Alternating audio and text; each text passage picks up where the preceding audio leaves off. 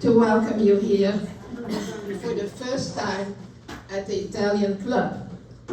I thought I would do a remembering about 9/11, but I thought, no, we can do that in our hearts individually. But don't worry, we are not going to have a debate like yesterday. We just love to enjoy an interesting and relaxing evening together with my friend and speaker, Brett Rosenstein. Cheers. Brett is familiar to you, to most of you, as he has done a number of lectures for us. The last one being the one about Picasso at the Coterie.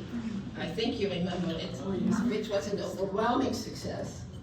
As you may have already read in my invitation to you, Brett is amongst many qualifications, an internationally acclaimed exhibition curator.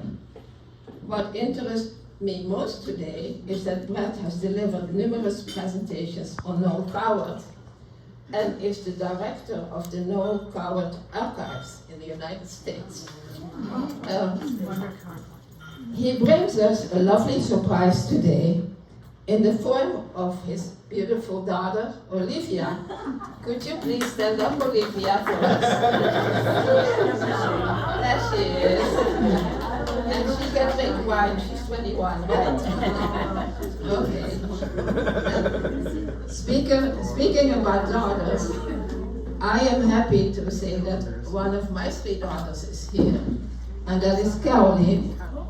And she is by now a well-established photographer and can be found through her website, Caroline Bakula Pritz. Bakula is her married name.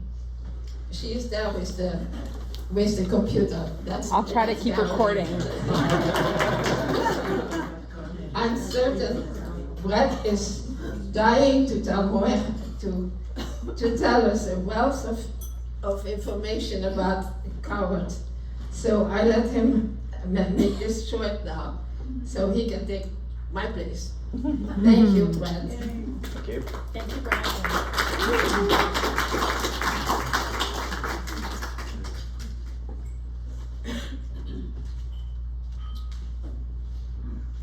I'm careful. Watch the wires, watch the wires. Watch the wires. I'm nothing without the wires. Yeah.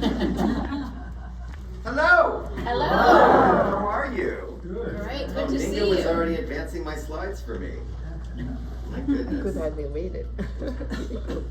Well, welcome everybody.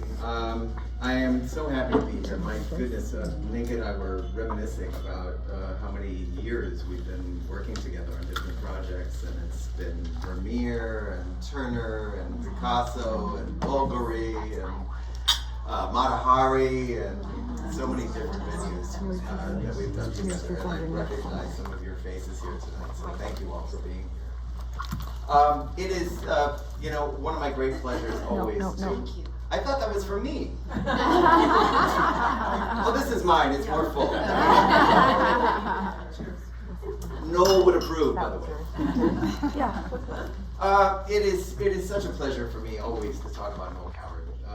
I've addressed many subjects in exhibitions and programs and publications that I've done. And usually when I get finished with an exhibition or programs about a subject, I usually feel like, I'm ready to move on. It's not that I've said everything there is to say, it's just that, I'm usually ready to engage with something else. And never with Coward.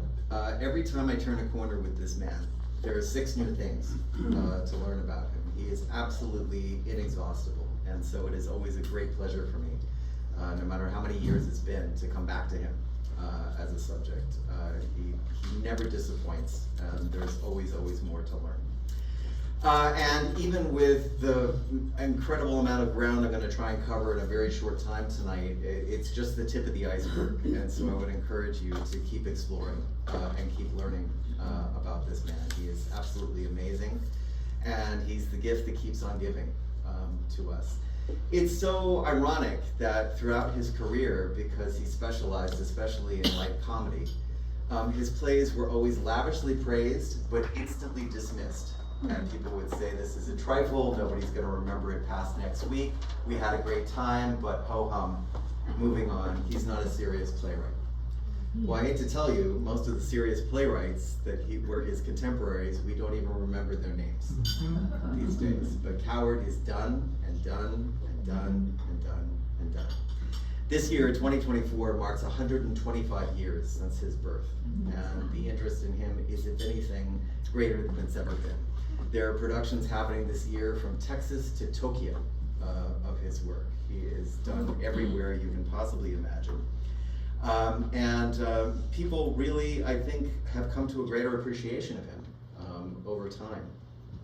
You know, we're meeting today on a very grim day in our history, and it makes me reflect on the fact that Noel's whole career was lived in the shadow of one catastrophe after another, whether it was the First World War, the Second World War, the Great Depression, the arms race, the Cold War. There was always something pretty horrific happening in the world. And it made people even more eager to engage with his work. My own personal experience with this was I was curating a major exhibition in London that was supposed to open in July of 2020. Well, guess what happened that year? And so I had fortunately made a lot of visits prior to that to London, had a lot of the ground prepared, but we wound up having to postpone. We had 3 postponements actually of the exhibition before we finally got to the opening a year later. And it was kind of a miracle that it happened at all, given the COVID conditions. But nobody working on that show, here or in London, wavered for a second. And every time we would say to each other, almost on every Zoom call and every day that we were in contact, thank God we're working on Noel Coward, because we need this guy right now.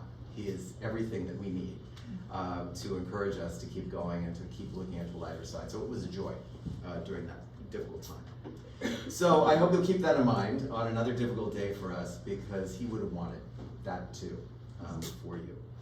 So who was he, this amazing Protean man? Well, he was an actor, he was a playwright, he was a director, he was a producer, he was a songwriter, he was an artist, he was a spy, he was a friend, he was an incredible, I mean, he redefines what Renaissance man is. But unfortunately for a lot of people today, because he was so successful in creating this brand of who he was, the man in the silken dressing gown who always had a witticism and a cigarette in one hand and a cocktail in the other, that image was so successful and so brilliantly marketed throughout his career that it became a kind of prison for him. It was all people could finally see of him. And it was a complete creation. There was nothing in his background that had anything in common with who that person was up there. And so, you know, even though we've come to this idea of the guy in the silken dressing gown, and that's become, you know, the image that's been portrayed, it's there is so much more to this remarkable man. Part of the testimony to that is the fact, of course, that his work is being done everywhere, all the time. The Coward Foundation, who I work with very closely, has to be one of the most exemplary artist estates in the world in terms of being open to what's possible, and it's part of why Noel's work has continued so brilliantly to this time. And so the work is being done, and they're very open to new interpretation, as Noel was. He realized that, you know, theater, unlike movies, once a movie's done, it's done. A play is there to be reinterpreted and reevaluated and rethought by new artists of the theater. And so he's been completely open to that. I don't know if any of you saw the recent National Theater Live of Present Laughter with Andrew Scott.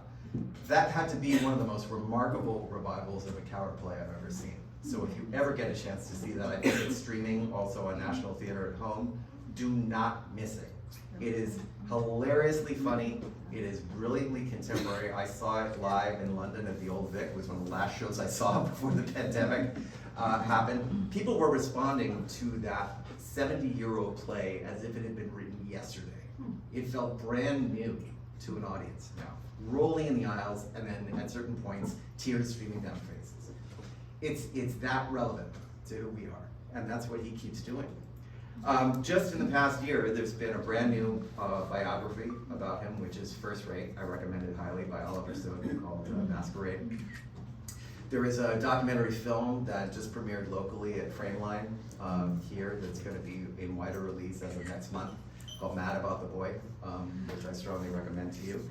And next week, American Conservatory Theater is opening a brand new production of Private Lives that looks to be really, really fascinating. They've reset it in Argentina in 1930. And the way that music functions so importantly in the play, they're finding a parallel in tango within the play, which I think can be really wonderful. One of the things that happens when I see revivals of Private Lives, which is one of my all-time favorite plays, is when I know that there are people performing it who can't do the songs. Because the songs are absolutely essential to that play working properly. They're part of the dramaturgy. They are the lovemaking between that couple. And that has to be an experience that everybody can see.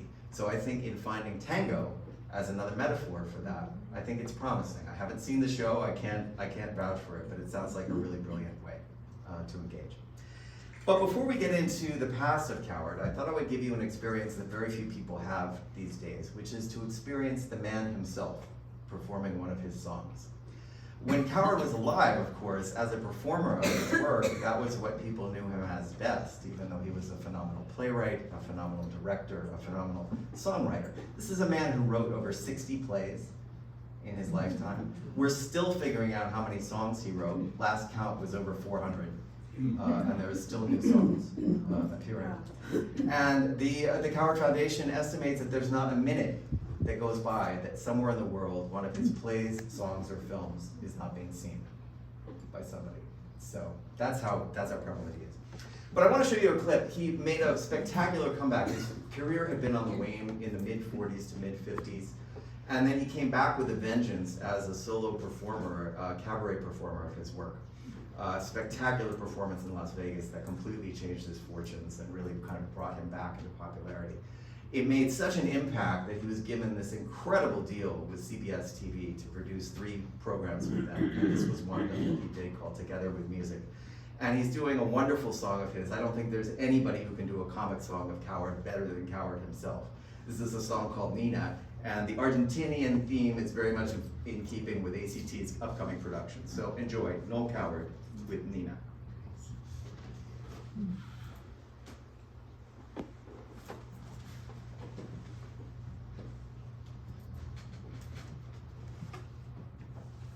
Uh-oh. Technical difficulties. Should we get help? I guess we should.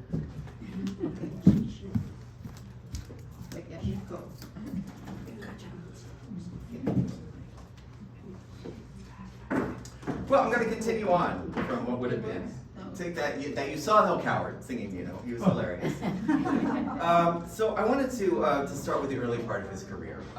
This image of him being this upper crust, posh, elegant guy was completely at odds with the world that he grew up in. He was born in what he called genteel poverty in London. He was born in a London suburb of Teddington. He was not from a posh family. He was not rich. He did not go to special schools. In fact, his family was always struggling. I'm fine. I'm moving on. Now? Moving on. It went Moving again. on. You looked at it and Yeah. it's okay. Moving on. And so he had to completely kind of invent this person who he was, and so much of what it was came from going to the theater. His mother, Violet, was an incredible theater goer, had been all her life, and despite the family's near poverty, she somehow managed to always make it possible for them to go to the theater together. And he absolutely fell in love with this world. And in the world that Coward was growing up in, he was born in 1899, so the early part of his life was the Edwardian era in England. There was an incredible call for child actors in London plays. They had Christmas pantomimes that used large casts of children, but plays in general had huge casts, and they were often family dramas where they needed kids on stage, or page boys, or messengers. So there was a huge call for child actors at that time. So they answered an ad in the newspaper for a young child actor. He was already a very, up and coming, his family was very musical, he was learning about the theater, and he went and auditioned and he got the role. And so he made his professional debut in London at the age of 11. And he was acting from then on. He dropped out of school. He had almost no formal schooling past that point, but he was a voracious reader and patron of public libraries, and that's where he got his education. And so he started with this man. The man at the piano was a man named Charles Hawtrey, who was a leading light comedian of his day. And this man became an incredible model for Coward. This is coming out of the era of very big, grandiose Victorian acting. And there was a reaction against that in the Edwardian era, going much more understated, much more subtle. Hawtrey was the exemplar of that style. And Coward, even as a boy of 11, knew that he was seeing something new and important and exciting. And so he watched this man like a hawk. And he managed to work with him several times as he was coming up in the theater. And Hawtrey was also a very talented director at that time. And he really modeled everything he was doing on this man. And he said for years afterwards, even as later in his career, he would always ask as a director if he was having a problem, how would the governor have done it? How would Hawtrey have done it? That's how I should do it. So he had an incredible career, actually, as a boy actor. The original production of Peter Pan was still running for years and years and years. He became one of the replacements of the Lost Boys because, as you can imagine, they all kept growing up, and so they needed to replace them. So he was in that as Slightly. That's him on the left.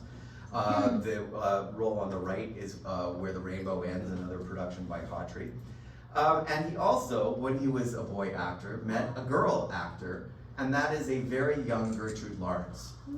They were child actors together. They first appeared in a German play where they had to play little angels.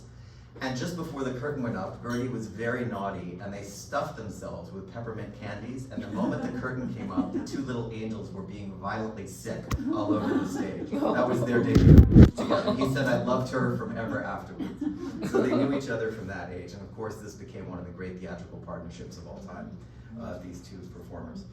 What was Coward seeing at this time? Well, his mother loved everything, and they went to see everything from Shakespeare with people like Henry Irving, to Christmas pantomimes, but one of the things that he loved, and that was a huge part of theater in his day, was operetta and light musicals. And this is the form that he really fell in love with. And this woman was the superstar of that genre, Lily Elsie, at the time. And just about every young man who grew up going to theater at this time worshipped her.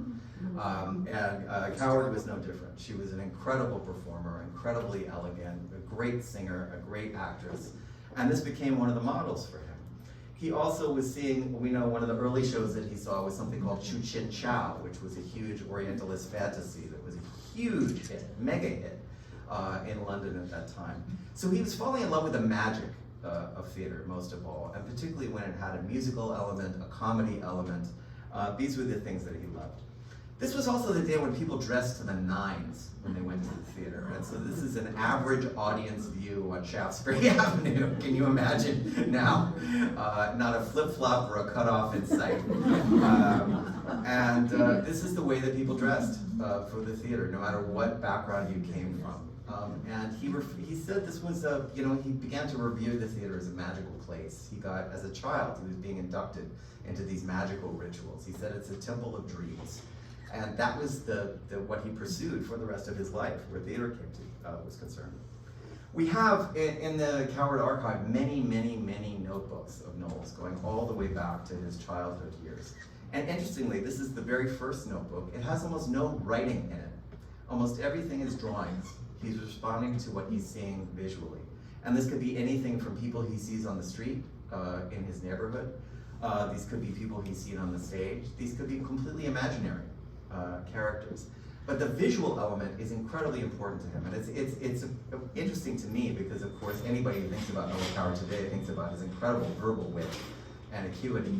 But for audiences of his time, the visual side of his shows was as outstanding. That was the other part of the feast that people went to his shows. He was working with the greatest designers of his time and creating these incredible shows, whether they were spectacles or whether they were intimate comedies. But he finally started to get interested in writing thanks to the woman in this picture, Esme Wynn, who was his dear childhood friend. They were also child actors together, but she was a very ambitious playwright. And she's the first of many strong, incredibly creative women who will play a huge role in Coward's life. They were inseparable at this age, and even though he was discovering that his own identity as a gay man did not include a romantic attachment to women, they had an incredible bond between the two of them. And she was really the one who instigated the playwriting. He started almost as competition with her, and they collaborated on a number of plays. But he finally got the bug, and he really started getting serious about writing. And he made his professional debut as a playwright in London at the age of 20 with this show called I'll Leave It to You. Very heavily influenced by George Bernard Shaw, who was one of his idols, but still very accomplished, and people recognized it. And as both an actor and as a playwright, he was someone to watch. But as I said, he was also getting inculcated into the rituals of the theater. He was becoming a very practical man of the theater. And any of you who have spent time backstage know that as glamorous as theater can be on stage, it could be as unglamorous off.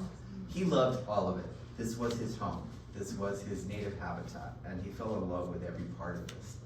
So he'd had a few early promising successes, and he decided the next big thing he should do is go to Broadway, because that was the place to be.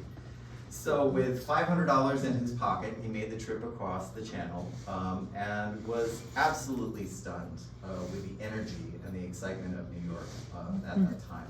As thrilling as London theater was at the time, New York represented the next generation. It was the new world. It was the new excitement. He said this was the first night he went and stood in Times Square, and he was just levitated by the electricity of the signs, the people, the traffic, the energy. He fell in love with the place immediately. Amazingly, he wound up going to theater almost every night. We have a diary of all the shows he saw with little reviews that he wrote, 2 or 3 word reviews of everything he saw, and he saw dozens of shows. This was the era when you didn't have to mortgage your house to go to a Broadway show. And he also spent a lot of time in Harlem, in the jazz clubs there. This was also a revelation to him. He had, because there was very little exposure to black artists in Britain. And when he saw the talent that was happening, and the talent that was segregated from mainstream Broadway, but that was incredibly exciting to him. It was absolutely foundational to him as a performer, as a songwriter, as a playwright, and you'll see it became a big part of his work later on, which was something that a lot of us didn't even know until we started really digging further into Coward.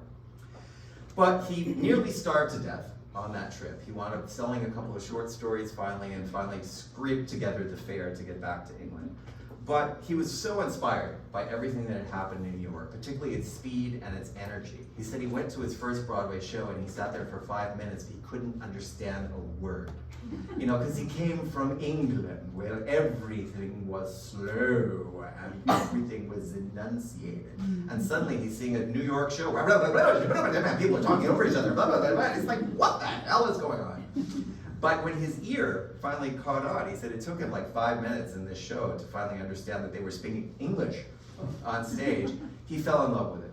And this is one of the great lessons that he brought back with him, the speed and this energy and this economy of dialogue. And this is one of the things that he really changed in British theater. Kenneth Tynan, the great critic, had some wonderful, wonderful quotes about Coward, but one of my favorites is talking about his dialogue. And he said, Coward took the fat off English comedy dialogue. He was the Turkish bath in which it slimmed. And that to me is the perfect, perfectly encapsulates one of the great lessons that Coward got from this. But he also learned the music, and especially the jazz music that he heard in the clubs in Harlem, completely changed the rhythms of what he was starting to do as a songwriter. And it became more and more important to the work that he did. And this was absolutely unknown in Britain at the time, as we'll see. So one of the first big shows he finally got a chance to work on, writing both songs and sketches and appearing in, was a show called London Calling. And it's important for so many reasons, but particularly because London itself was such a theme and became an important part of his early work. He also, it was his first time working with the incredible British designer Edward Molyneux. I know most of you, when you see his name, think it's pronounced Molyneux. It's not. He always said it's a good English name, it's pronounced Molyneux. But he was happy to have the confusion because he was the first British couturier to work in France. And he said, if they think I'm French, great. I have no problem with that. But he said, everyone's been mispronouncing my name for 40 years. It's Molyneux.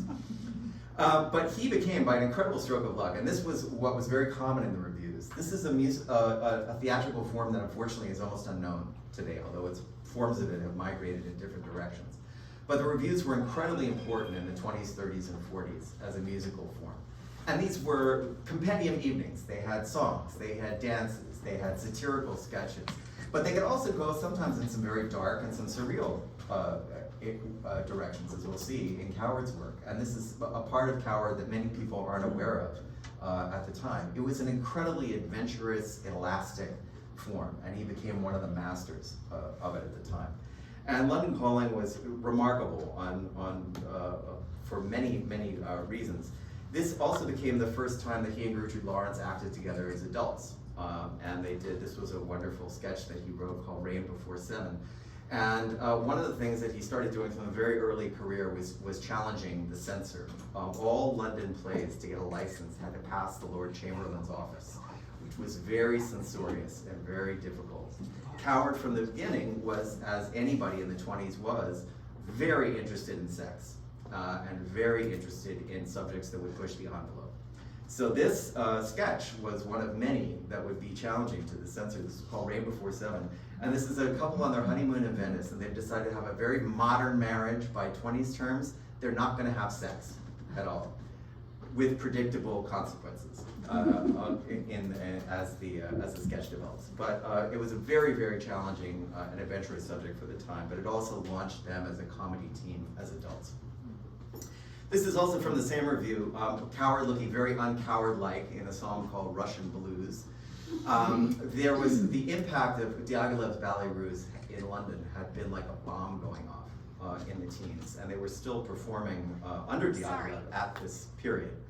And the incredible energy of the designs by people like Leon Bakst and Picasso on stage, the music of people like Stravinsky, the dancing of people like choreographers like Balanchine, was like a bomb going off in London theater, and it reverberated. And even though this song was a little parody of that, it was also representing the magic that was there, and it was very viable for Coward's generation. And that's Gertrude Lawrence introducing a wonderful song called Parisian Pierrot.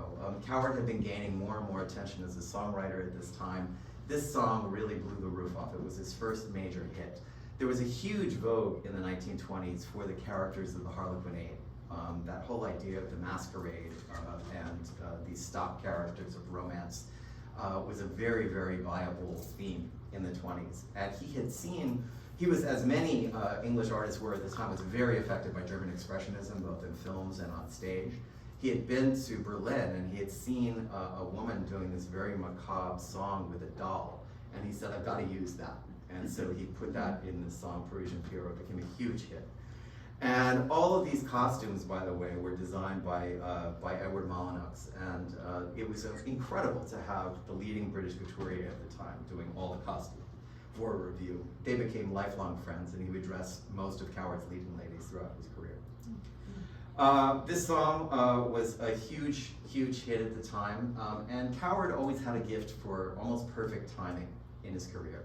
Radio had just come in 1920, but it was still this transitional period where every family had a piano in their parlor, so sheet music sales were also enormous. Because of the reach of gramophone records, anybody recording could have an international audience for the first time at this period. Coward took advantage of all of that, and it made him a very rich man very quickly because his songs were catching on internationally at this time. But the play that really sent him over the top at this time was called The Vortex. And surprising all his critics who thought he was just about fluff and light entertainment, this was a really trenchant drama, and it managed to pull together a couple of strands of things that were very of the moment in the 1920s. One was older women dating younger men. They didn't have the term cougar in those days, but the main female character in this play is an older married woman who's really into younger men. This was a phenomenon that was happening a lot in the 20s. There was a huge sexual liberation that was happening for women across the board. But there was also, because there had been nearly a whole generation of men wiped out in World War I. I don't know of any country that was quite as badly affected as Britain was. There was a different dating pool, and so that was part of the story. His character, Coward's character in this play, her son, is a drug addict. And this was also part of what was happening in the scene. After the end of World War I, a lot of these drugs that had been in circulation in the hospitals went out into the general population, and it became, recreational drug use became much more of a thing than it had ever been before in society. Coward knew a lot of people who had perished as a result of that. So it was a very serious theme for him. Many people also, in retrospect, have also looked at this as saying this was an encoded way for Coward to talk about his homosexuality, making it a somewhat more acceptable form. But in any case, aside from all that, which was already challenging the censor, and Coward was fighting with the Lord Chamberlain right up until the day of the grouping to get a license for this play. They weren't sure if they could open until that afternoon. But what's also incredibly adventurous about this play is its form. And this is something that a lot of people forget about Coward. They think of him now as a very traditional playwright. And he was anything but. He was constantly breaking the mold of what could happen dramatically. This play is amazing because it opens up in the first act and you think it's a Coward comedy. It's a light cocktail party, everyone's bantering, it's witty, it's funny, it's sharp. You think it's a Coward, a Coward comedy. And then it goes in a sharp change of direction as the play progresses. And then we see, as it starts to get into more of a confrontation between mother and son about what's happening in both their lives, it begins darker and darker. Until by the last act, it's this incredibly dense psychological drama between mother and son. This blew the roof off at the time, and Coward was the author, he was the director, he was the star. So this is what really, really established him in the theater, and of course you'll notice the dressing gown is part of that too.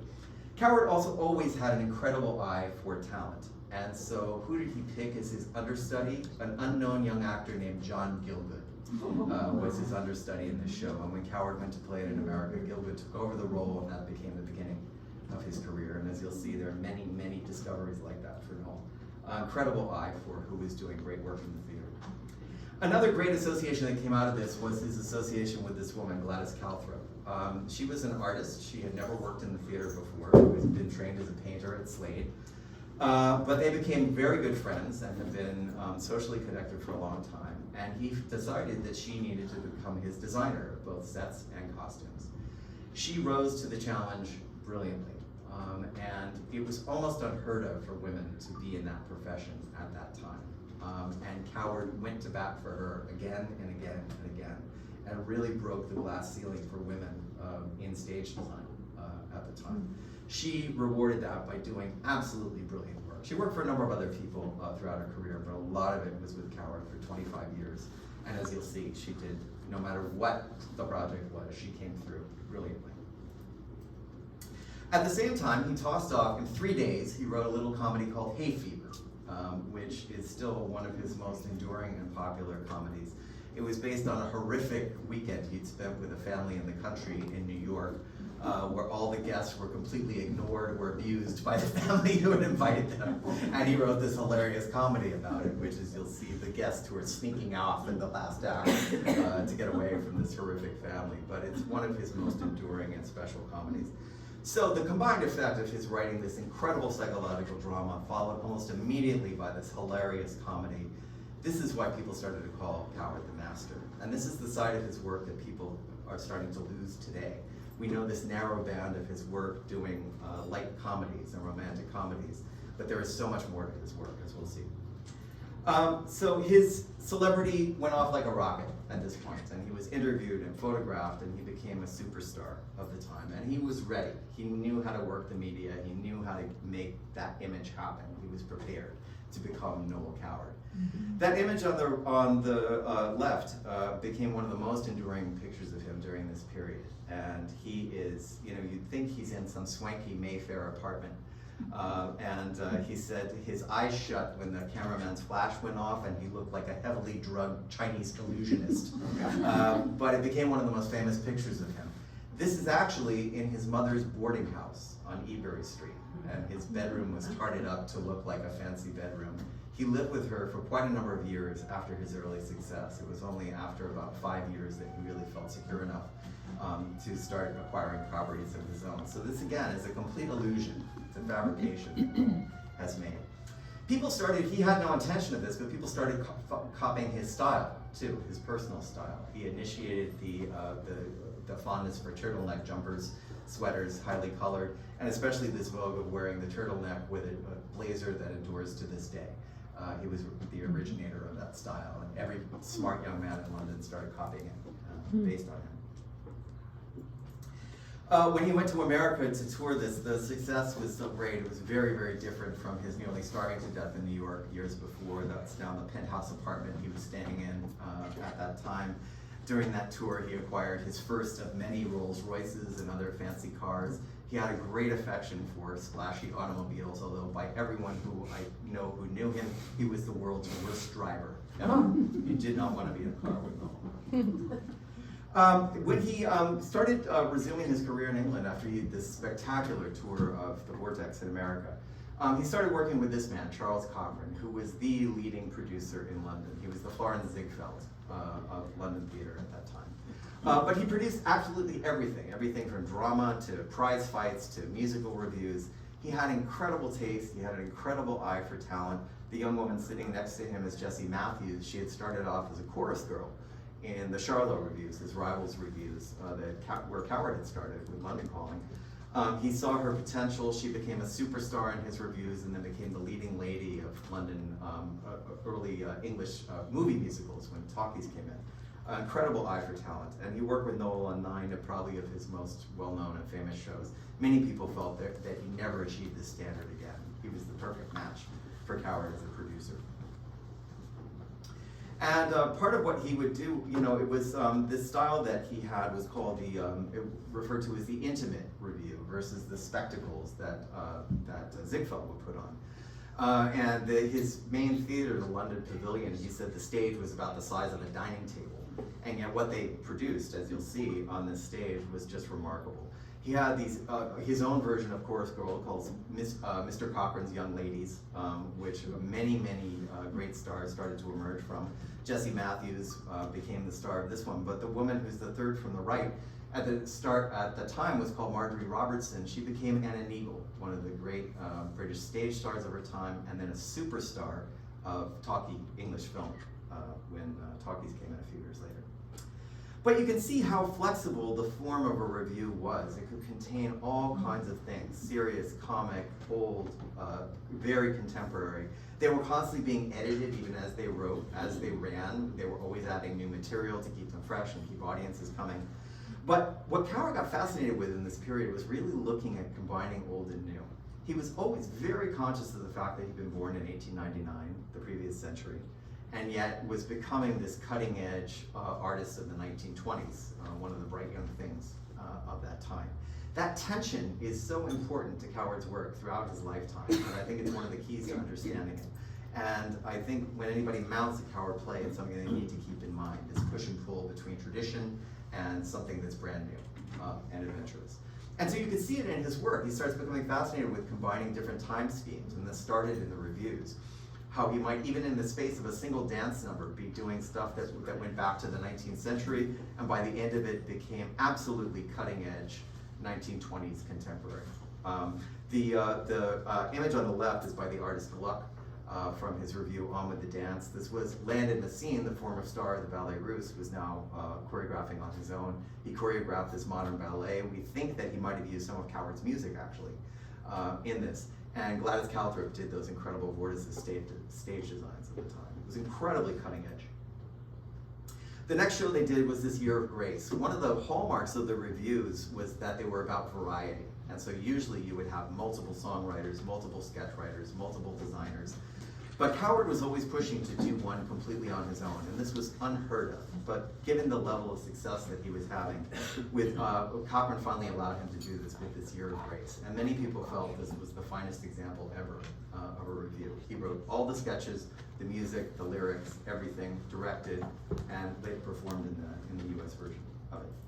One of the most daring things that he did in this show was this number called Dance Little Lady. And it was actually very critical of the live fast, die young aesthetic of the 1920s. And what it combined, he had become a fan of the artist Oliver Messel, who had not worked in the theater previously, but would become one of the great stage and costume designers of the 20th century. But he saw an art exhibition that Messel had done with these papier-mâché masks that were very bizarre and disturbing. And he thought he would be the perfect designer for this number he had in mind called Dance Little Lady, that was going to be very critical of this roaring 20s aesthetic. And so he created these very disturbing masks that become part of it. They really kind of evoke this kind of almost vacuous stare. The costumes were made out of celluloid, so they were very shiny and stiff. It imparted this very, very odd choreography to the dancers. This number, probably above all else, was informed by Coward's experiences within the jazz clubs of Harlem. It is incredibly adventurous, the original version of the song, in its syncopations. It was so complex that dancers didn't know how to dance it. Coward had to come in and work with them on the timings of it because this simply had not been heard in British theater beforehand. And it resulted in this extraordinary number that absolutely brought the house down by the end of this woman being menaced by this chorus. I was talking about Coward's embrace of black artists, and this is something that's only recently come to light in new research that we've done, and it was actually extraordinary how much he was involved and cared. People think of him being this upper crust snob, and he was anything but. Actually, we're finding more and more evidence quite to the contrary. The man in the article on the left is Buddy Bradley, who was one of the most brilliant choreographers of his time. He had been working for years in New York. He was usually called in as a show doctor to fix the work of white choreographers that wasn't working. He would make it a great success and never get credited, never get acknowledged. He came, Cochran brought him to London with a new review called Blackbirds. Many black artists from Harlem were brought with that. It was a revelation. It was a huge, huge hit in London. These artists were treated with respect and embraced by British audiences. Many of them wound up staying after this, and Buddy Bradley did. He made the rest of his career in London. He started a huge dance school of stage dance that trained generations of British dancers. He became one of the most trusted members of Cochran's production team, and Coward had a huge role in that. Likewise, the two gentlemen in the photo on the right from his show Cavalcade. Jack London at the piano had been a superstar sprinter. He had won Britain's first Olympic medals a few years before. An injury sidelined his career. He was also a very talented pianist, so they brought him in to work on these shows. Leslie Thompson, the trumpeter with them, was an incredible, incredible jazz musician, went on to work with Duke Ellington and Count Basie, but they put them front and center in his show Cavalcade. So, and this was a constant theme through Coward's career that we're just really learning more about now. But this theme of London is constantly important in his work, and it keeps resonating all the time. He wrote London Pride, which became one of the anthems during World War II of London recovering from the Blitz. He wrote a score for a ballet in 1959 called London Morning that takes place in front of Buckingham Palace.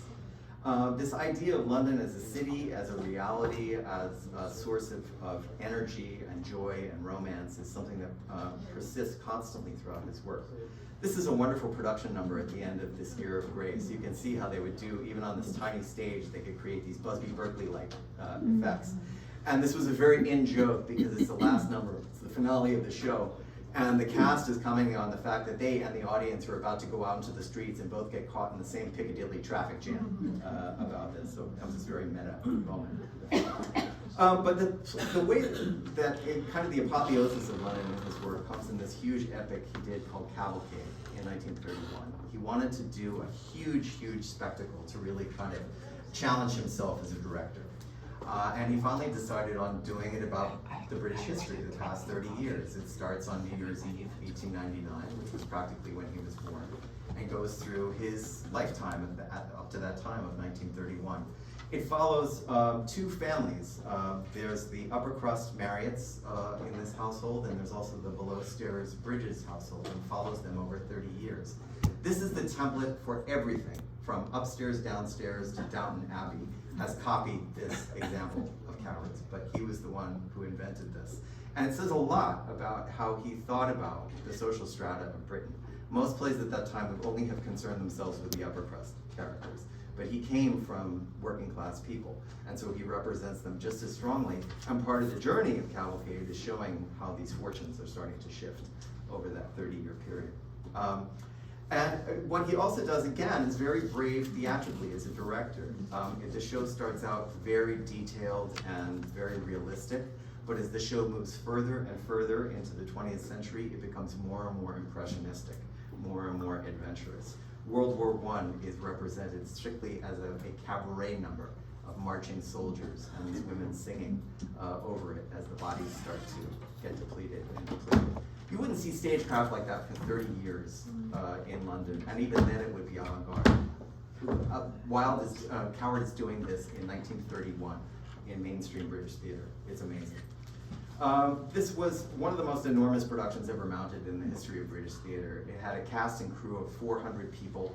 Wow. There were 22 set changes. They needed 2 complete turntables on the enormous stage of the Drury Lane at that time. It was absolutely stunning. And he often would begin from an image that he had seen, either imagined or real. And the whole beginning of Cavalcade was he came across an old copy of the Illustrated London News with this troop ship leaving for the Boer War, and that became the germ of this whole saga. And this scene was absolutely extraordinary on stage, with the ship eventually pulling out at the end. This was so extraordinary at this point. Coward's work had already been attracting attention, even, believe it or not, in the silent era. I can't imagine who would have wanted to make a Coward play in the silent era, but they did. But once talkies came in, as a man who was a master of dialogue and songs, he was golden. And so Hollywood came knocking in a big way. They did something absolutely extraordinary with Cavalcade. The London production was so unique. They sent the director, Frank Borzage, who was going to direct a film, with a camera crew of 7 cameras. And they recorded the entire performance live and used that film as a Bible for their making of the film, because they thought Coward's staging was so perfect, it could not be improved upon. And they basically just copied it into the film. So he wound up having this huge effect on cinema's treatment of montage, of warfare, of time passing.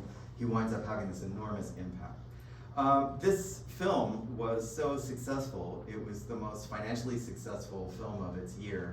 It won 3 Academy Awards, including Best Picture, and it established Coward as firmly in the film world as he had been on the stage. And just to round out the London era, this is something that never left Coward, even when he became a tax exile from Britain in the 50s and basically never really lived there again. London was always a magical place for him, and this was his very last Broadway musical, The Girl Who Came to Supper, and it takes place in the theatrical Edwardian world that he'd grown up in as a boy actor. But who were the people who were making all this happen?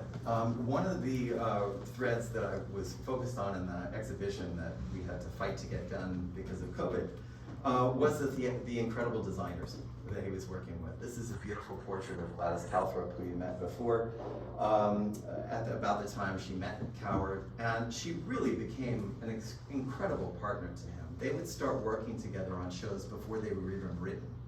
And so they would evolve the sense of the costumes and the sets and the flow of the production on stage as it was being written.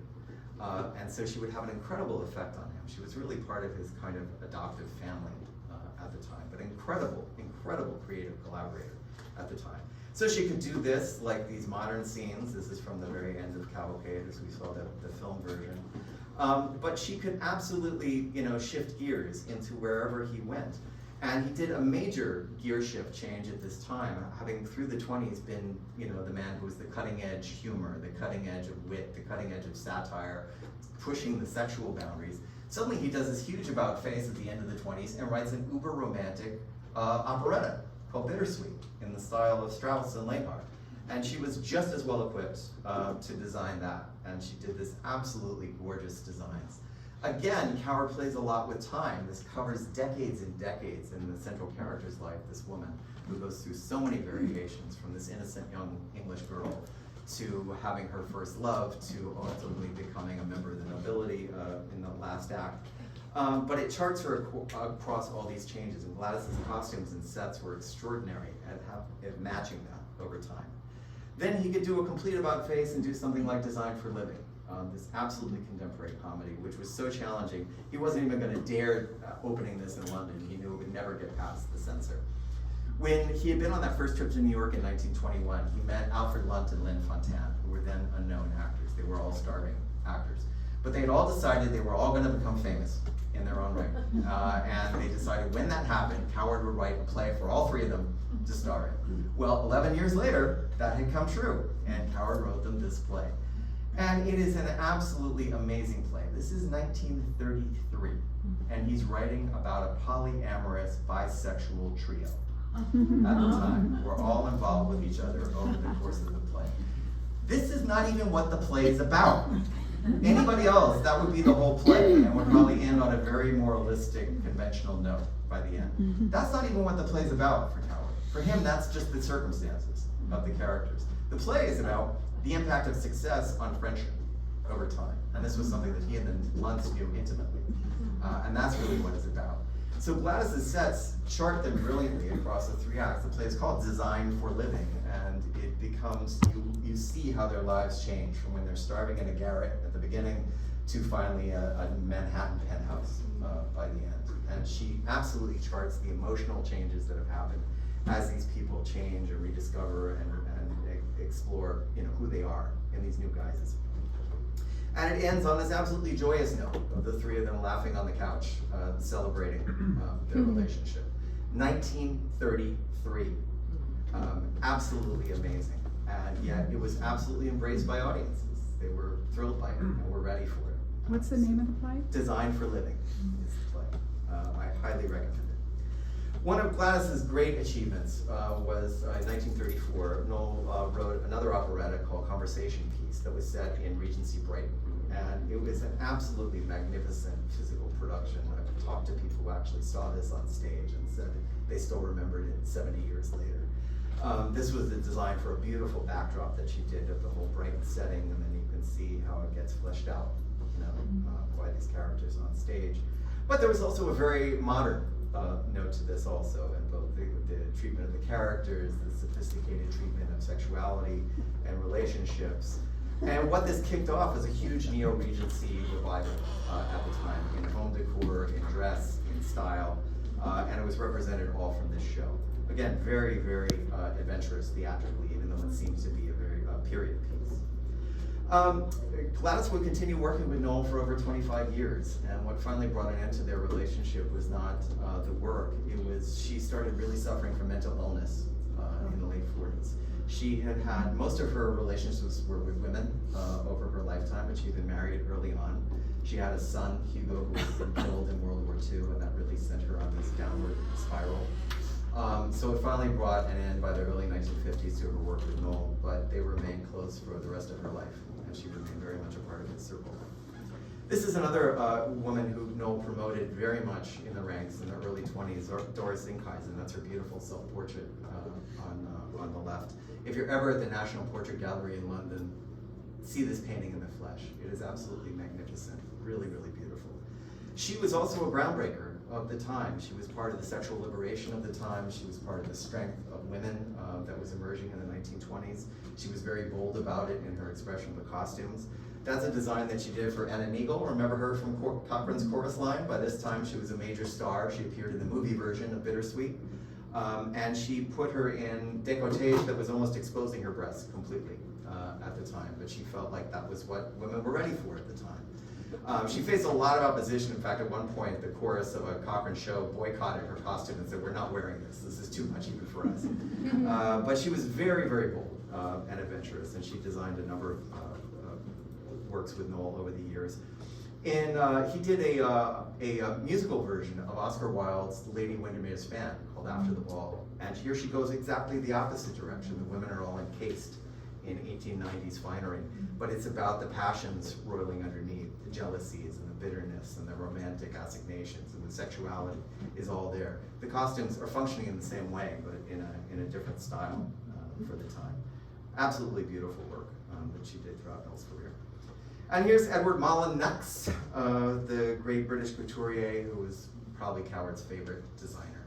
And I think there's something really significant in why he chose a British designer. I think he knew, as much as he loved fashion, whether it was from Italy or France or wherever it was coming from, America, he would start working with a lot of American designers later on. But I think he knew that British designers understood his characters perfectly. There was something about the understatement, the elegance, the architecturality of the clothes, the structure, the sense of repression, but also of style. They expressed his characters perfectly, and he knew that a British designer would get that because his characters are so English. And so you can see it in this design this was in the first production of his play, Present Laughter. He did this beautiful, very simple, very Grecian columnar dress that was designed for leaving maybe at that time. But for everybody, looking probably the premier example of Hohomans is in Private Lives. And this was a play, Coward really wanted to write something especially for himself and Gertrude Lawrence, she had become a major star in her own right, and they really wanted to work together. And she finally had an opening in her schedule and said, what about it? He was traveling at the time, he was at the Imperial Hotel in Tokyo. He didn't have an idea in his head for what this play would be. And he said, I turned out the light, and Gertie appeared in a white Molyneux dress on a terrace in the south of France. And by 4 a.m. I had the whole play in my head. And here was what was on stage. She was in a white Molyneux dress. And this is still considered one of the great designs of its time. It was copied and copied and copied again. It's hard to imagine any MGM movie of the 1930s without a white dress that looks like this, a white satin dress. When we did the exhibition in the Art and Style exhibition in 2021, I was thrilled because we have never been able to find a surviving copy of this dress. And so we did a very painstaking recreation of it by people who had studied every seam of this work. And here it is on the left. We were able to realize it. It is absolutely jaw-dropping to see. And you know, at the time, in the late 1920s, early 30s, having a suntan was considered very déclassé. You were somebody who worked outside. That wasn't somebody that the upper crust did. Gertrude Lawrence and Noël Coward played a huge role in changing that, because suddenly having a suntan meant you could have your vacation in Saint-Tropez, and you were living the high life on the Riviera. So she had the first tanning machine in Britain in her home. So the summer before this, she actually spent learning her lines for Private Lives at Molyneux's villa in the south of France. So she was actually like pretty much in the setting of the play. She arrived home with this beautiful suntan, so you can imagine the contrast of her brown skin with this white dress on stage, and her sapphires and her diamonds was absolutely stunning. That's the dress as it appeared in Vogue, which set a style for a whole decade. But this play is also magical because I think it crystallizes one of Coward's great themes, maybe his greatest theme, which is the simultaneous impossibility and necessity of love. And those things are intertwined for him all the time. They're inextricable from each other. We absolutely need it, and it's absolutely impossible to sustain. And that drives his comedy, but it also drives the passion of his work. And it's certainly what this play is. He found in the dramatic structure of this play the perfect crystallization of that idea in dramatic form, and it's magical. And this crazy couple, Amanda and Elliot, who have divorced because they can't stand each other, and they used to have these incredible bitter rows, and they end up in the south of France in adjoining hotel suites, and they meet married to two different people. They realize they're still madly in love with each other, and they run off to her apartment in Paris and leave their fiance, their newly married spouses actually, at the hotel. Still kind of surprising in 2024. But there's this very palpable love between these two people. There's a very palpable sexual charge between these two people, even though it comes out, and of course they wind up fighting bitterly in this play. Coward, I was very interested to learn, because I was wondering where this violence of Private Lives comes in. He was a huge fan of Mickey Mouse cartoons, which were brand new in 1930. Mickey had just been introduced in 1928 with The Coming of Sound with Steamboat Willie. But Coward was fascinated by cartoon violence, that people could, you know, hit each other over the head with an anvil and then be fine 2 seconds later. And he used to show these films at his house in Kent for his guests. He loved them. And so I think that's where a lot of the violence from this comes from. And I imagine you'll be treated to some of this if you go see ACT's production. But there was talk about citing new talent. He chose as the man who's married to Amanda in the play a young, handsome actor named Laurence Olivier, who was just up and coming. I mean, just like Gielgud, you know, Coward was the first to spot his potential. And Olivier, to the end of his life, said, "This is the man who made me Olivier." He said, "I was just very content to be playing these light, you know, good-looking, romantic leading men. This is the guy who actually made me think, made me read books, would challenge me." They wound up working together for a long time because they did the play in both London and New York together. And they were lifelong friends forever afterwards. But it had a huge effect on Olivier's career. And then he wanted to do a follow-up to this because the success of Private Lives had been immense. But by this point, she had moved on to a new designer. Gertie was notorious for not paying her bills.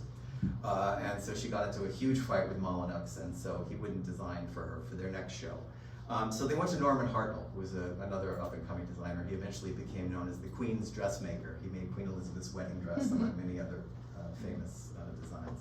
Had a very noted atelier in London. And he designed all her costumes for this next play that they did. Actually, it was 9 plays, 9 one-act plays, presented together called Tonight at 8:30. And you would see it in 3 nights of 3 plays each. You can imagine the toll that this took on the 2 actors taking the lead roles in 9 different plays over the course of every 3 nights in the theater. They both got horribly sick at different points in this run. But it was an incredible experiment at the time, and her costumes were absolutely gorgeous. And this was just like, people courting, leading designers on the red carpet today. You wanted these designers' names on your clothes. This would be an ad in the program. Hartnell dresses her on and off the stage. And you could see how beautiful these costumes were, just absolutely stunning. So what Coward wanted to do with this play, they certainly did things that were very representative of the Noël Gertie that people knew. They're very, very chic, elegant. There was always one play on the program that showed them in that light. But then he said he wanted to show them being not Noël Coward and Gertrude Lawrence. And so there were things that showed them in much more adventurous lights, much more dramatic lights. The play on the right, Still Light, became the basis of Coward's great film Brief Encounter many years later. But it showed them in all these different roles over the courses of just a few evenings, and you could see their incredible versatility and the incredible sense of style of these plays. They were done very differently, from realism to trenchant drama to very experimental. This play has always fascinated me, Shadow Play.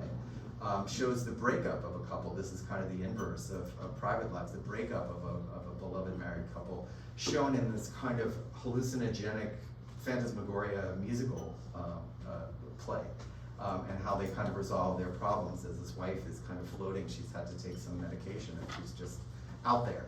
And she goes on this kind of dream trip that winds up actually resolving their relationship. Incredibly adventurous. From 1936, to be done in the theater, again, this is signs of Coward that people don't recognize. But some people at the time did, and they saw how cinematic his work was. And this is a word that comes up again and again in his work, that people don't associate with him, how adventurous his work was. One other great designer that he worked with was Cecil Beaton at the time. Beaton had started off as a fashion photographer. He was not involved in the theater, and was fiendishly jealous of Noël Coward. He wanted Coward's career, basically. He wanted to have been a playwright, he wanted to have been a director, and none of these things were happening for him. But he was incredibly successful as a fashion photographer. And he and Noël met. He came to photograph one of the early productions of Blithe Spirit that's pictured here, and they actually kind of worked through it. Coward realized that this guy had a chip on his shoulder, but he, with his gift for friendship, made friends with him. And they actually wound up collaborating years later when Beaton became a great designer on one of his plays for the Luntz. And then this play, this incredibly adventurous play, a French farce called Look After Lulu, that Coward had adapted. Which again, talk about psychedelia. This is in 1959. It's supposed to be a period French farce, but it looks like something from the mid-1960s. Incredibly adventurous. And a play, Beaton had just won an Academy Award for the sets and costumes for the movie Gigi, and this is almost a kind of parody version of them. But Coward was also known, he started not just for the stage, he was known for what he was doing on film. And his film career had started very early when he was a young actor in Britain. The great film director D.W. Griffith of the silent era was making a film post-World War I in Britain, and Coward wound up being an extra. And he said it was the most horrible experience of his life. He had to get up at 4 a.m. and paint his face yellow and push a wheelbarrow up and down the street in Yorkshire. But he became, among other friends, he saw a master director at work, Griffith, which he really admired. And he also became a lifelong friend of Lillian Gish, who was the star of the film. But he made his proper debut as an actor in 1935 in a movie called The Scoundrel, which very few people know. It was an independent production that was done at the time by Ben Hecht and Charles MacArthur, who wrote the front page. And Ben Hecht was the leading Hollywood screenwriter. He plays this absolutely reprehensible guy who is a serial womanizer and winds up dying in a plane crash and then comes back after he's dead to finally do one good thing in his life. It's not a very good movie, I have to say. But it's fascinating to see Coward in his kind of matinee idol prime at the time. And it kind of launched him. There was a lot of notice given to him in Hollywood at the time. But when he really became serious about movies, he got an opportunity in the early 1940s, at the beginning of wartime, He was at the zenith of his career in the theater, and he got approached by several people in the film industry who basically gave him carte blanche to say, you can do anything you want. We'll give you money, you write it, you direct it, you act in it, whatever you want. We just want you to make a film. And he found that impossible to resist, because he knew that most films fail because the directors don't have control. And he thought, if I can at least control what it is, there's a chance. He was very, very good friends with Louis Mountbatten, who was deep not only in the royal family, but very much involved with the Navy, whose ship, the Torrent, the Kelly, had been sunk early on in World War II. And he had dinner with, he was trying to figure out what his first film should be about, and he had dinner with Mountbatten early on, who told him this harrowing story of this ship being torpedoed and him losing many of his shipmates. And he said, that's it, that's the film. And he wrote this remarkable, remarkable film called In Which We Serve. He had always loved the Navy. Coward actually had a great uncle who had been an admiral, and he had Navy people in his family. And so he had great respect for the tradition. He researched it to the nth degree. He started the film, wrote the screenplay, co-directed, co-produced, and wrote the musical score. And it's an incredible achievement to this day. He won his only Academy Award, was an honorary Academy Award for this film. What he also did, talk about again, discovering great talent. The leading film editor in Britain at the time was a young man named David Lean, who some of you will know went on to make Bridge on the River Kwai, Lawrence of Arabia, Dr. Zhivago. He had never directed a film before, but he asked if he could co-direct with Coward, and Coward said, "You're really talented, yes, join me." And that launched David Lean's film career with this film. His great success playwriting-wise during the war was Blythe's Spirit, and it remains one of his most enduring comedies. And it's very, again, it's very adventurous for the time. This is 1942. Everybody in Britain is being bombed within an inch of their lives nightly. Everybody is losing loved ones in the war, both in the front and at home. And he writes a comedy about death. And it becomes the biggest hit of the war. It actually ran longer than the war and became the longest running of any show, musical, non-musical, in British theater history for 15 years. It held that record, close to 5,000 performances. But it's about a writer who's looking for a new subject, and he wants to write about spiritualism, which was also enjoying a vogue in wartime, and so brings a medium home to research it, and they invite their friends in, and they think it's just a little parlor game, and then it winds up getting actually kind of creepy and serious. But nothing seems to manifest. And before this has happened, we learned that the writer's wife is very jealous of his ex-wife, his deceased wife. And guess who gets called up by the seance? So I don't know if this film clip is going to work, because the other one didn't, but I may be showing you a little clip from Blythe's Spirit. Or maybe not. No. It's an internet connection, well. I think. Anyway, it was made into a film version. This partnership with Lean continued and resulted most of all in Brief Encounter, which many people still feel is one of the greatest British films ever made. Do not miss this film if you ever have a chance to see it. Well, I introduced a screening of it at Lincoln Center one time, and this total stranger next to me was crying throughout the entire film. She turned to me at the end and she said, "That's the greatest film I've ever seen. See this movie. It's incredible." And this was an adaptation of one of the Tonight at 8:30 plays he had originally done with Gertrude Lawrence. And then he started to falter a bit in the period between the wars, because there was a new fashion in theater. You know, his kind of posh upper crust playwriting and the whole world of his plays was considered now very old-fashioned. And there was a whole new group of playwrights, the angry young men and the people who were challenging, and the absurdists and Harold Pinter and John Osborne. All of these younger playwrights who were really challenging him. And at first he was kind of stunned by this, because he had had a level of success for over 20 years that probably no one in the history of show business has achieved. And it was really hurtful for Coward, and he kind of, suffered. He never stopped working. He was always producing new shows. And I mean, it's funny, because even what he called a flop was a show that would run for a year. That would be considered a major success these days. But compared to what he had done previously, it was hard. And he was being kind of held at arm's length by people. But he did start to find a way out, which we'll come to in a minute. But one of the ways that he did it was as a performer. he started to come back in cabaret, and he had a spectacular success going to Las Vegas. He really wondered how that would work. He had been doing cabaret in London, where audiences really knew his humor and all of that, but he thought Las Vegas, what he called Nescafe Society, I don't know if I'll work there, but it turned out to be a smash success. And it led to him doing a number of programs for CBS. He got this incredible contract to basically get carte blanche to do what he wanted. And the first show he did was this wonderful show, just with him and Mary Martin for 90 minutes performing, called Together with Music. That's the clip from Nina that I would have showed you at the beginning. It was originally broadcast amazingly in color, which in 1955 almost no one had a color TV set, so it was incredibly adventurous, but that's what it would have looked like if you had a color TV set at the time. It's a wonderful piece. If you ever get a chance to see it, it's really a lovely 90 minutes. But he started playing cameo roles in films, and this really started to bring him back into prominence. He was in Our Man in Havana, usually lesser films, but he was usually the best thing in them, like Surprise Package.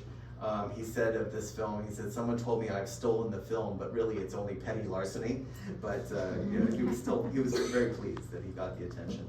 He was in the wonderfully awful film Boom, if any of you have ever seen this, with Elizabeth Taylor. Truly deeply bizarre, but also kind of wonderful. And he's wearing this chocolate brown set of evening clothes that was designed for him by Douglas Hayward, who was the leading Savile Row couturier at the time. Coward so loved this costume that this became his offstage outfit as well. In fact, he had a second set made for his apartment in New York. So whether he was in New York or London, he would wear this. We had a few of the shows that we did. All the way up through the end of his career, he was in Bunny Lake is Missing, the Otto Preminger film. He was in, a lot of people still know him for The Italian Job, the original version. He was the great Mr. Bridger in that. That was his last film role. In Bunny Lake was Missing, he wrote to a friend, he said, "I'm playing a aging queer masochist, and please no quips about typecasting." Please. But he had a sense of humor about these. They made him money. It didn't take much time away from his writing. He enjoyed it.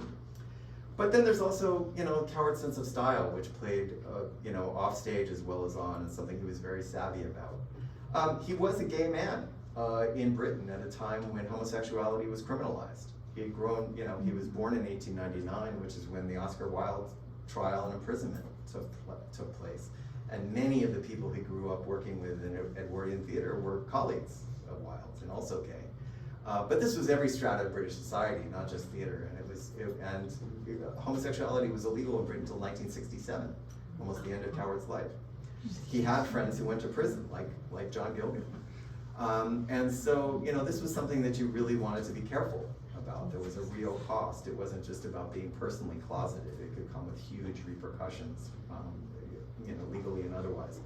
So he was very careful about his appearance, but he still managed to manifest this different image of masculinity that many people, straight men included, wound up wanting to emulate, because he just had this sense of style and a sense of joy in who he was, that this became something that everybody wanted to copy throughout his life. He would, go around. He had many friends who were among the great actresses of the time. Marlene Dietrich was one of his best friends from the 1930s on, and they would hang out together. There was nothing romantic happening. They were just great friends, and he would counsel her and be there for her. There are many of his letters that are counseling her through her latest romantic tragedy of the moment. But Coward himself was, within the limits of his time. He was pretty open about his sexuality. He had many liaisons with men throughout his life. But these were the two great loves of his life. The guy on the left is Jack Wilson, who he met at the very early part of his career in the Vortex, and they fell very deeply in love. And he also became his business partner and manager, sometimes to his detriment later on.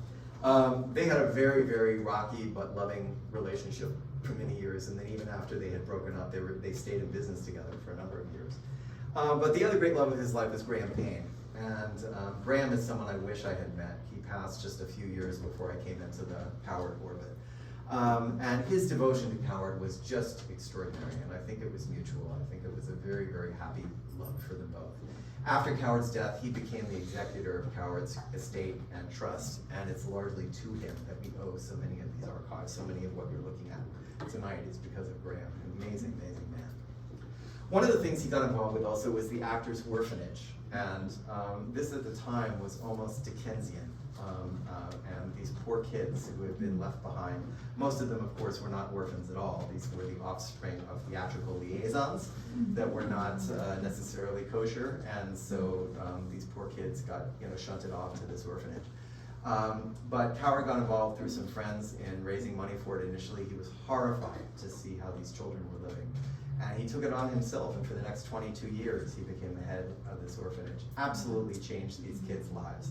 Got them into an absolutely gorgeous Georgian home, the best teachers, the best food, the best experiences. He would bring all his showbiz friends to them. During the Blitz in England, he realized he had to get them out because they were in literal physical danger, so he got them moved to a mansion outside of New York for the duration of the war. He was absolutely amazing, and many of these children are still alive today. As adults, I've met them, and to a person, they are like, thank you, Noel, for being there for us. And he was there all the time. One of the things he did to help these kids is he started, and he really was a kind of pioneer of celebrity philanthropy as we know it today. He started the Knights of the 100 Stars, and all these big celebrity events really began with Coward. And he would start doing this annual theatrical garden party. It started in Regent's Park in London and went to other places. Of course, being England in the summertime, what happened? It rained often. So they would often then have to move everything inside and perform inside, and that's where Coward's cabaret career really started. One day, really, they were in a downpour, everyone loaded into this tent. What were they gonna do? He started playing the piano and singing, and voila, that became his cabaret career. But these parties continued for years into the 50s, and they were very successful fundraisers. It was a chance for the general public to rub elbows with famous celebrities at the time. That's Stuart Granger and Gene Simmons on the left, and John Gielgud and Gertrude Lawrence on the right. And these were people you would just bump into going to these parties, and they were open to the public. So very, very special and very successful, raising funds for the kids. And it's also where a lot of Coward's alliances with the nobility and royalty and upper crust of Britain really started to happen. This is him with Princess Marina, the Duchess of Kent, who he was very close to throughout her life, and she became a patron of his charities. And I was thrilled. I had seen this newspaper, the magazine cover, somewhere, and then digging through the Coward archives, I came through a box of this very battered top hat that was made by Lock & Company, who are the preeminent hat makers in England. So I took it to them, and they were absolutely thrilled. And I said, can I put this in an exhibition, but we need to make it look great. And they said, we'll do it free of charge. We'll be proud to do that. So we were able to have that commission. Coward was also an incredible traveler. He was constantly on the move, and he covered a great deal of the globe in his lifetime. And he was doing this at a time when it was very difficult, very expensive, very dangerous. Parts of the world, everywhere from the far reaches of Asia and China and Russia to South America.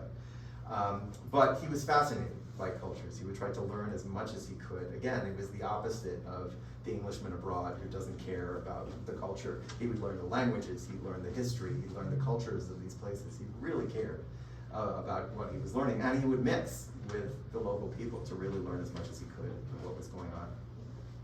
Because of this, and because of his profile, as World War II was looming, he got recruited as a spy.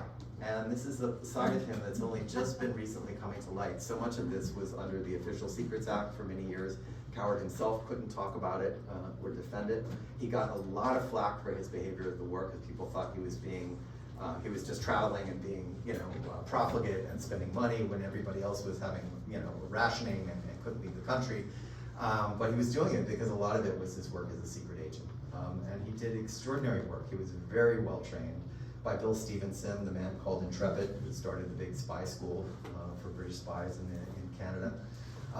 And he really knew his business, and he was doing some pretty top-level stuff, some of which we're still learning about today. Probably the most significant thing was that he had developed a friendship with President Roosevelt and Eleanor Roosevelt at the time. They really just loved him personally, and he was a frequent visitor to the White House. But as World War II began and America was still preserving its isolationist stance, Coward started paying more and more pointed visits to the White House. And many people think that the ground was being prepared for America supporting Britain in World War II because of those visits. But there are many, many other other missions that he did during World War II that we're still learning about. He was the real thing at that time. It's a fascinating side of his work that's still being explored. But he also believed very much in supporting the troops. He went into some incredibly dangerous places, including some battlefront situations that nobody else would go to because he thought it was so important to go entertain. And many people, remember these for years later. He would remember all these guys' names. He had that gift of the theater person for remembering that. He would run into these guys 20 years later and still remember their names, who he met once in a hospital in Burma. They said it was just extraordinary. Amazingly enough, Coward only got a knighthood very near the end of his life. It was supposed to have happened in the early 40s when he was at the top of his fame. He had been doing his espionage work. He had just won the Oscar for In Which We Serve. I mean, you couldn't have picked a more prime candidate.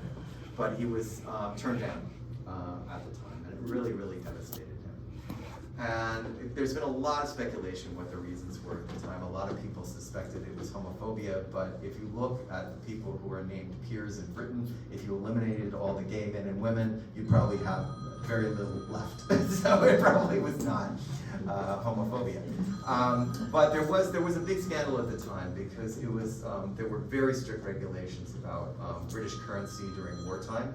All of Coward's business affairs were handled by his former partner and a business manager, Jack Wilson, who apparently had been doing some things that were not quite according to the rules at the time.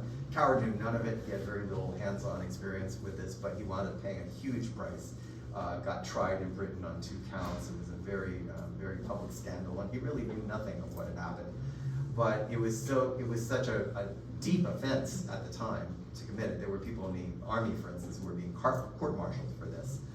Any irregularities with currency, they said, there's no way we can give this man a knighthood now.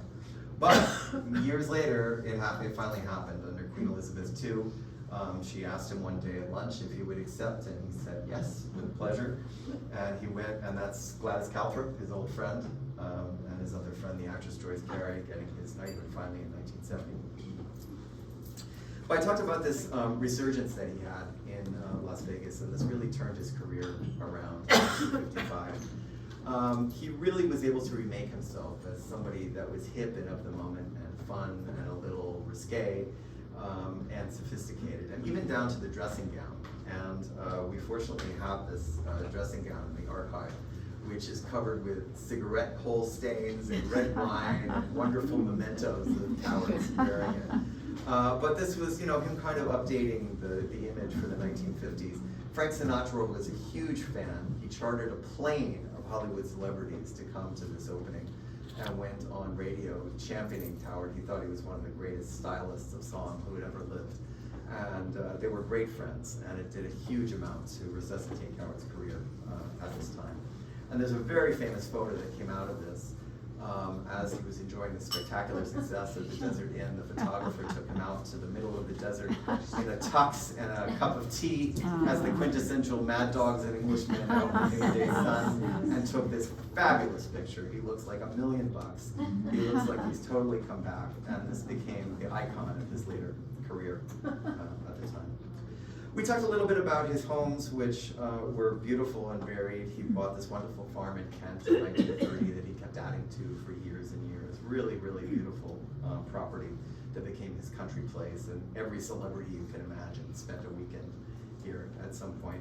And he also had this beautiful, fairly small but very chic apartment in Belgravia in London. This was his former carriage house. You can see there's even a little stage at one end and 2 pianos, so you can imagine the parties that went on here. I've talked to people who were at those parties, and they say, believe it was like that. It was that good. But he had a very unique decorating style, and a lot of this, Gladys Calthrop actually helped decorate his houses as well, not just design his shows. And his partner Jack Wilson also had a very good decor eye, and we were able, just at the time we were working on the London exhibition, Coward's final home in Switzerland was about to be sold, so I was actually able to go there and see so much of this stuff was still in situ in the house, and then we were able to pick out what we wanted from it. Those wonderful wings of time that are there were in every one of Coward's houses, from his tend to sit on and became his kind of emblem. That wonderful Hamlet chair was there from the 1930s on. Virtually every famous behind that you can imagine sat in that chair at some point. So we were able to get a lot of these key pieces. I got Coward's whole bar put back together from that time. It was pretty amazing. But what was fun about this, we saw that picture before from Present Laughter, which is one of Coward's very best comedies, and it's it's autobiographical, really. The main character is this very, very egotistical actor who's turning 40 and is not happy about it, and is driving his whole household nuts and turning everybody upside down. A lot of this was, and Coward admitted this, was based on himself. It was kind of a parody version of himself.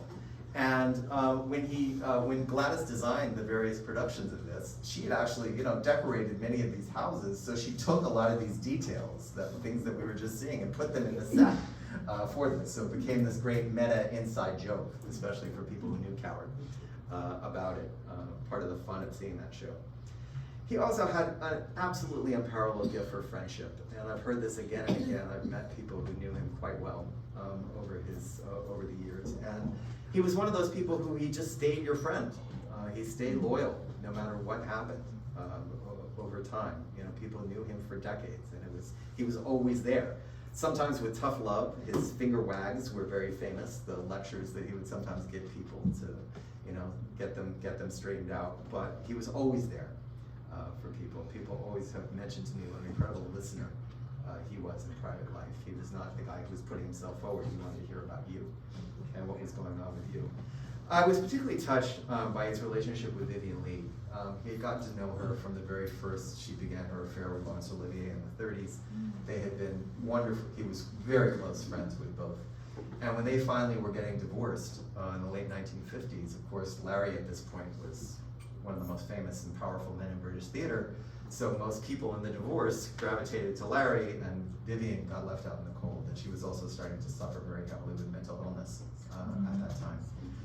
And Noel, unlike most of the people in her circle who were deserting her, that was the year he moved into his house in Switzerland, and he said, "Please come be my first house guest at Christmas."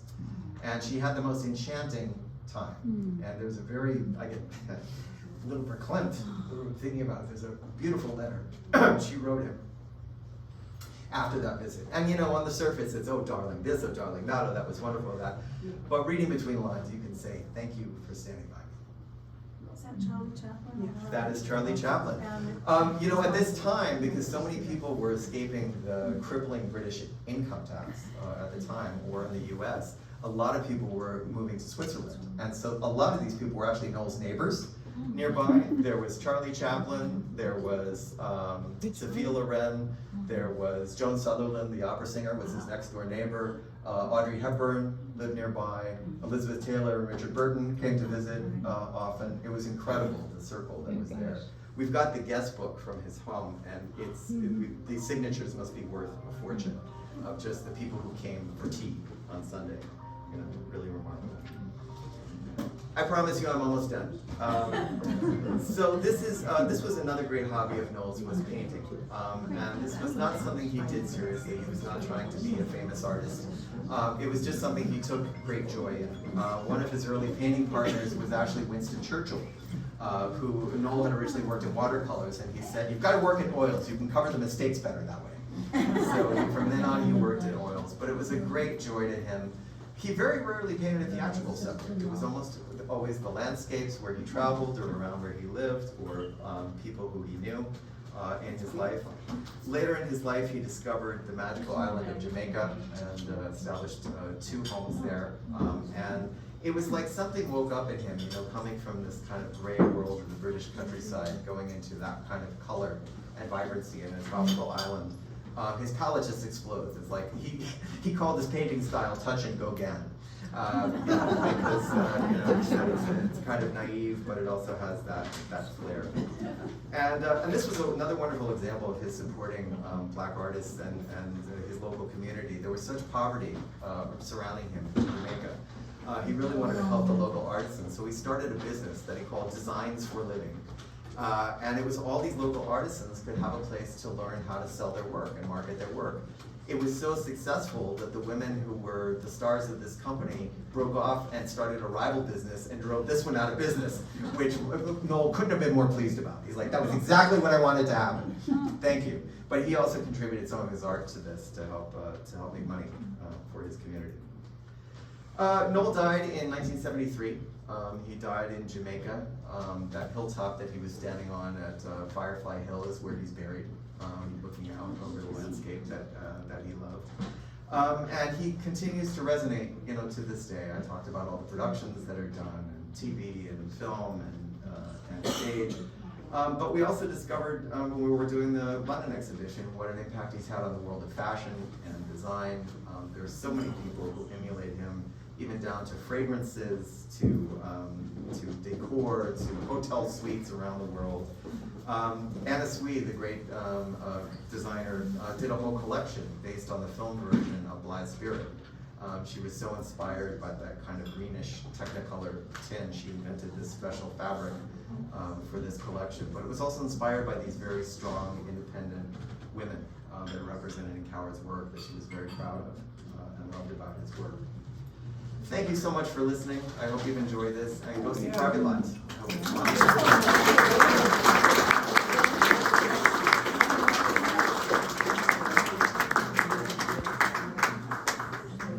I want to thank Brad for this wonderful, wonderful lecture.